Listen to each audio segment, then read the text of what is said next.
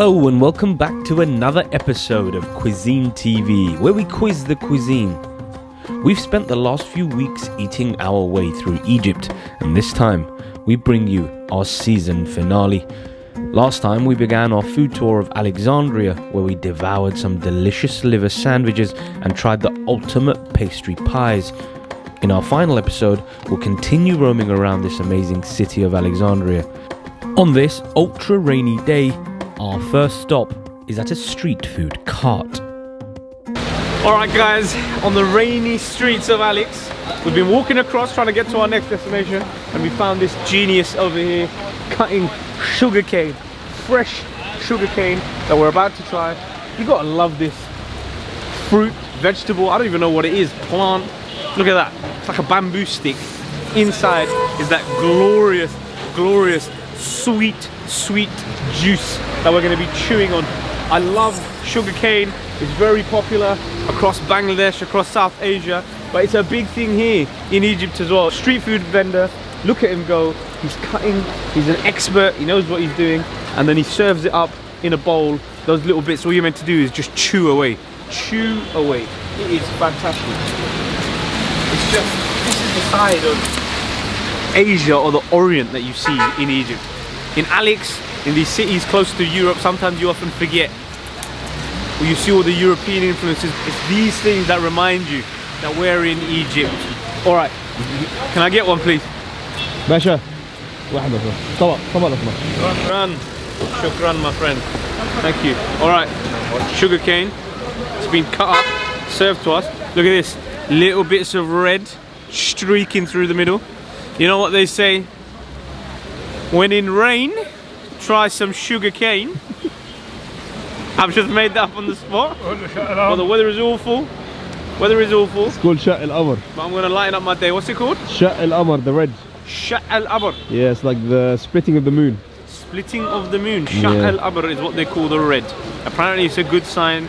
It means the sugar cane is going to taste better. It's going to be sweeter. That's what our man over here is saying. Thank you very much.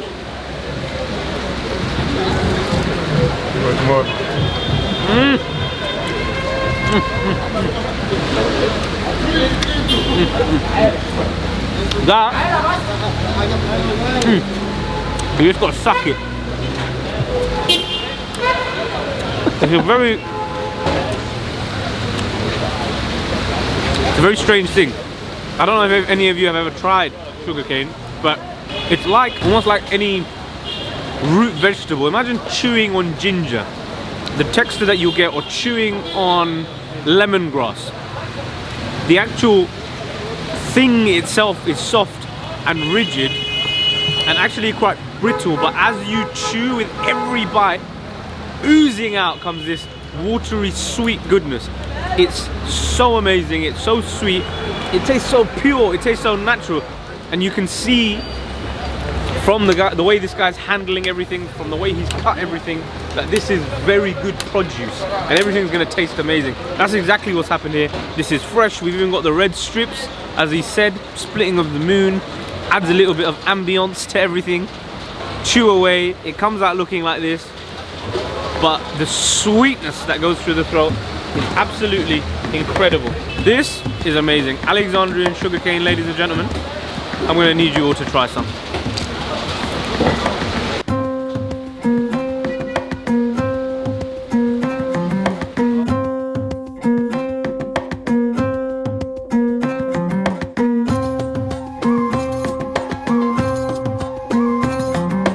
Not too far away from our sugarcane vendor, we found our way into Alban Swesra, a phenomenal fondue restaurant serving up a variety of melted cheese. With a selection of various meats, vegetables, and other ingredients to have engulfed in cheese, this place can only be described as cheese heaven.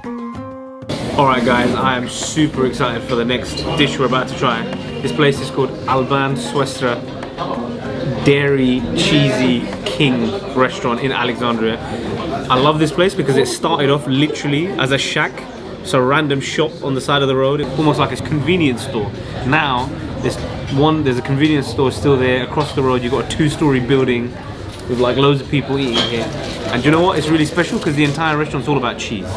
It's just a whole menu full of different things served with cheese. Here we've got sausage, or sujuk, and pastrami. We've got sujuk and pastrami in cheese, and we've got a little bit of tomato and some peppers. Here we've got chips, and then over here we've got a little bit of cheese in beef. This looks unbelievable. And the way this works is you get a little bit of this bread, the fino bread, the skinny finger-sized bread which I've been banging on about, and you stick it in the cheesy goodness and you enjoy it. I love Alex because it's got beautiful bits of European influence. It's right on the northern coast of Egypt, bordering the sea. So there's a lot of seafood here, but there's also been exposure over the years to Europe through trade routes, etc, etc. And I think this is where a lot of this cheesy goodness that you'd see in a European setting usually comes from. But look, the locals love it here. It's a favourite, it's packed out, there's so many people here and they're enjoying cheese in all its capacity. As soon as you walk into this restaurant, you just smell cheese. That pungent cheesy smell overpowers you as soon as you walk in. Look at this, cheese with a little bit of sujuk. Alright. Don't, man. You believe me every time.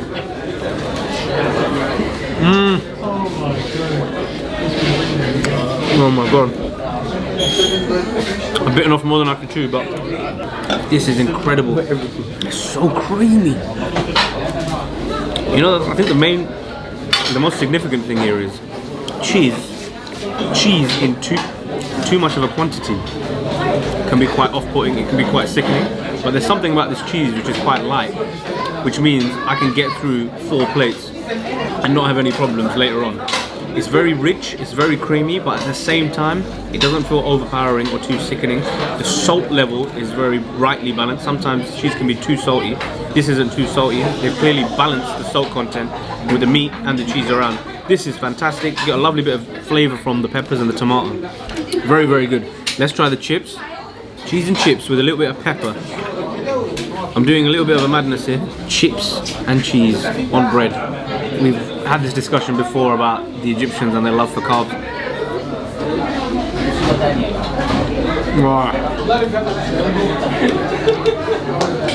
For some reason this cheese tastes more cheesy than this cheese. I don't know why that is. I'm gonna try this one now. I've really been looking forward to this one actually. Bits of beef steak in cheesy fondue. Whoa, look at it. Let's go. Oh, yeah, that's the jackpot. I'm taking that one home with me. That beef is so soft. It's literally like jelly. Melts in your mouth. Coated in that lovely cheesy gooiness. A little bit of bread as well to harden things up a little bit. This is fantastic, honestly. I did not expect to try anything like this when I came to Egypt. I did not think cheese was going to be the thing that I tried in this form, but I'm very, very happy that I did. It's really welcome, and this is one that you've got to try here in Alex. Thank you, Alban Swesra. You've hit the spot. You've hit the spot.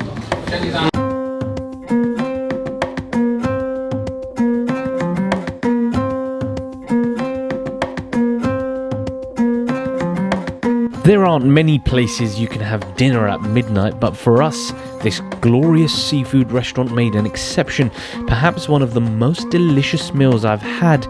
This experience will be difficult to forget. The next stop in Alex is none other than the Arus El Bahr. It's a seafood restaurant. Super, super excited to be here.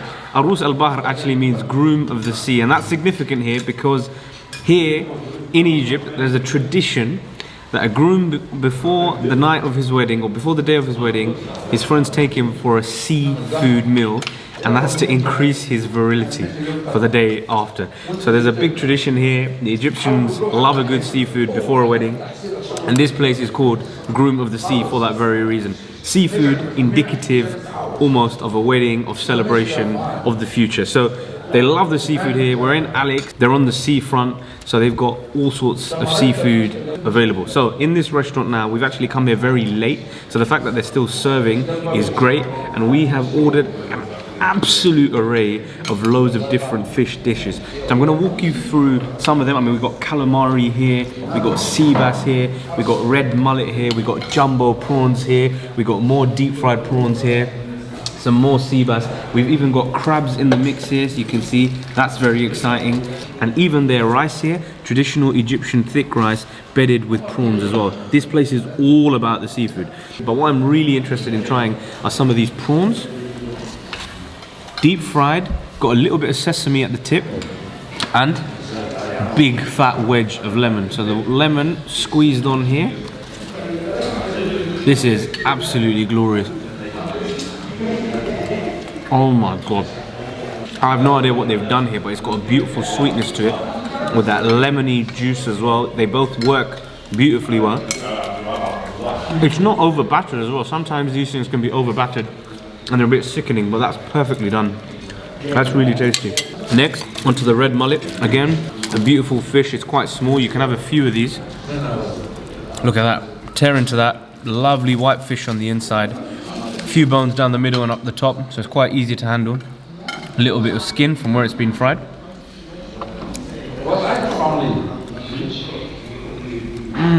Oh my god, you can just see how fresh this is. This has literally been caught in the sea, brought here. They wash it and they gut it in the back, and then they take it. They literally walk over to the kitchen where they hand over the fish and the chefs get to action. It's so fresh. All of the produce here is incredible. It's sweet, you can tell it's fresh, it's juicy. This is exactly how seafood should be served. That is incredible. Let's go into the sea bass. I'm literally just going to tear off a little bit again of that white fish. The style of cooking this fish is a very traditional Egyptian way. It involves effectively butterflying the fish. In Egyptian it's called singari. Singari is the process where they basically open up the fish and butterfly it. That's exactly what they've done here. Look at that lovely white fish, cooked to absolute perfection. Oh, it's literally melting in your mouth. Delicious. The flavors here are brilliant. You've got onions, you've got lemons, you've got some tomatoes. It's pretty subtle flavoring. The fish is the real speciality here, and that's where all the flavor comes from. That is delicious. I'm gonna try some prawn. Jumbo prawn here. All in the shell. Look at this. You tear it off. You gotta work for this. You gotta work for this, and that's what makes it so beautiful. Look at that, all of the skin there. Let's tear all this off. Oh my goodness, it's cooked beautifully. It's nice, it's hot. Let's tear all this off. I love the prawns that are cooked in the shells. They're infinitely more flavorful than the sort of prawns that you get in the supermarkets at home. Look at that, a big piece of work there, nice and fleshy. Again, cooked in a few spices. Here we go.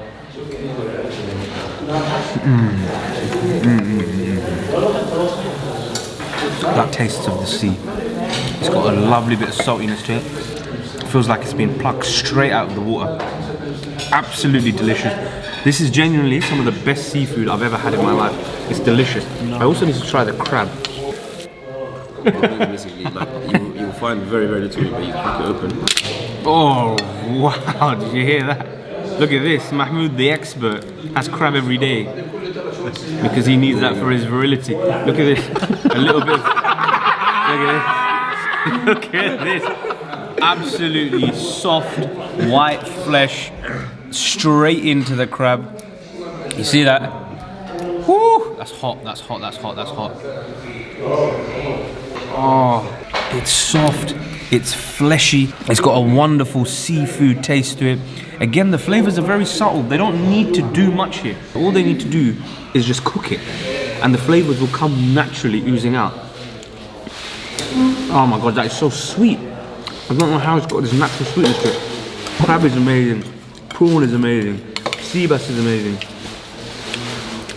The mullet is amazing. Everything here is beautiful. I'm gonna try a little bit of this rice actually as well before we part ways. Brown Egyptian rice, a little bit of prawn.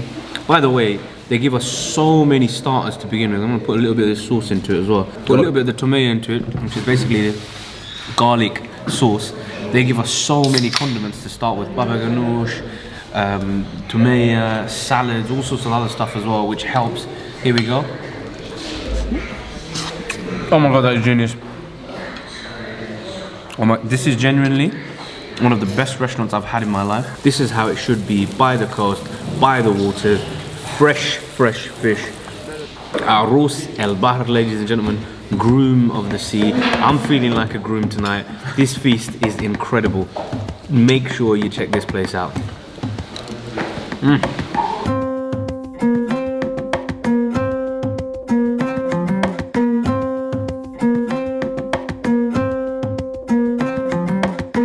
And that concludes our Cuisine in Egypt series.